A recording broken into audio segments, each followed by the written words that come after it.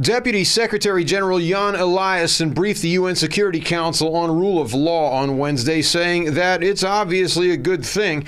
Many minds, however, were on the Permanent Five's dinner with UN Special Envoy to Syria Lakhdar Brahimi on Tuesday night and what progress might have been made.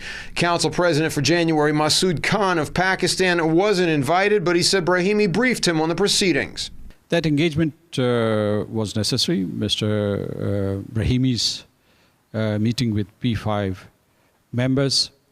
I had a separate meeting with Mr. Brahimi, and I think that meeting was good. I mean, we hope that the P5 would come to an understanding about an agreed solution on Syria.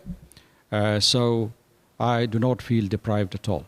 Vague reports of progress aside, the Permanent Five remains stymied in its efforts to agree on a political solution for the Syrian situation.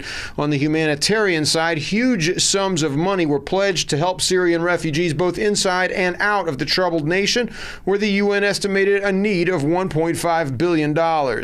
The money comes from some interesting places, however. The three largest donors, Kuwait, Saudi Arabia, and the United Arab Emirates, pledged $300 million each. They also happen to be among the largest financiers and arms suppliers of the opposition groups trying to overthrow the Syrian government. Since one might surmise that hundreds of thousands of refugees are the very victims of a war created by that foreign money and weaponry, we asked one of Secretary General Ban Ki-moon's spokesmen if Ban appreciated the irony. The spokesman blamed the Syrian government.